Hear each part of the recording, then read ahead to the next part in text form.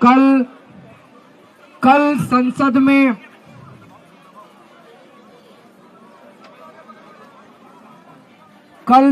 में देश के गृह मंत्री अमित शाह जी ने बाबा साहब अंबेडकर का बहुत अपमान किया, उनका एक तरह से मजाक उड़ाया।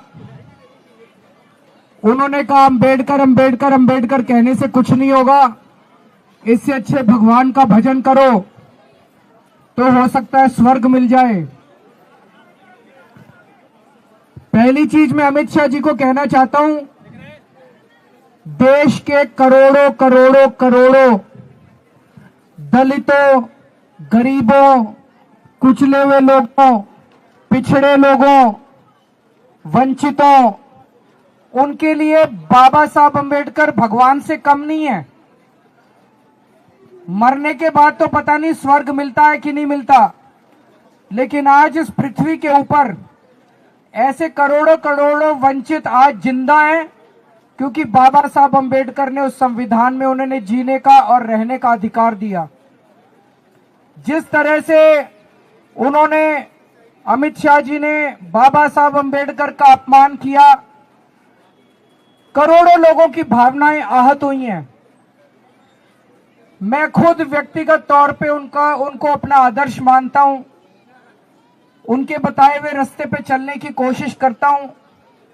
जब भी कभी जीवन में मुझे कठिनाई महसूस होती है, उनकी जीवनी उठा के पढ़ लेता हूं। उनका संघर्ष हमें प्रेरणा देता है।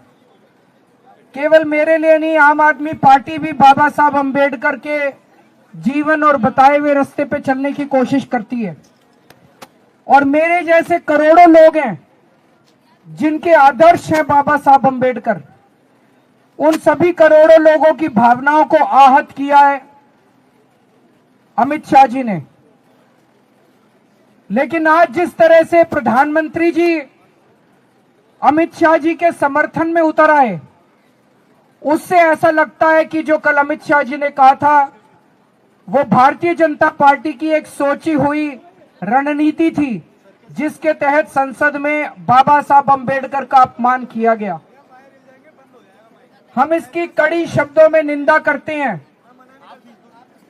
अब यह साफ हो गया कि भारतीय जनता पार्टी बाबा साहब अंबेडकर के खिलाफ है, संविधान के खिलाफ है। और अब बीजेपी के जितने समर्थक हैं उनको तय करना पड़ेगा, उनको चुनना पड़ेगा, या तो वो बीजेपी के साथ है या बाबा साहब अंबेडकर के साथ हैं। आप दोनों के साथ नहीं हो सकते। भारतीय जनता पार्टी के शीर्ष नेतृत्व ने यह साफ कर दिया है कि वो बाबा साहब अंबेडकर के खिलाफ हैं। तो भारतीय जनता पार्टी के समर्थकों को अब तय करना पड़ेगा कि आप बीजेपी के साथ हो कि बाबा साहब अंबेडकर के साथ हो। हम मांग करते हैं कि अमित शाह जी के खिलाफ सख्त से सख्त कार्रवाई की जाए, ताकि जितने लोगों में रोष है वो रोष खत्म तो नहीं हो सकता, लेकिन वो गुस्सा कम हो सकता है अगर उनके खिलाफ सख्त कार्रवाई की जाएगी। तो हम देश के कोने कोने में इस संदेश को लेके जाएंगे, इस बात को लेके जाएंगे कि किस तरह से भारतीय जनता पार्टी और किस तरह से उनका शीर्ष नेतृत्व बाबा साहब का अपमान कर रहा है। दिल्ली के चुनाव में, दिल्ली में हम कोने कोने में, घर घर में इस बात को लेके जाएंगे कि किस तरह से उनका अपमान किया जा रहा है। फिर से हम इसकी घोर निंदा करते हैं और बहुत ठेस हम सब लोगों को महसूस हो रही है।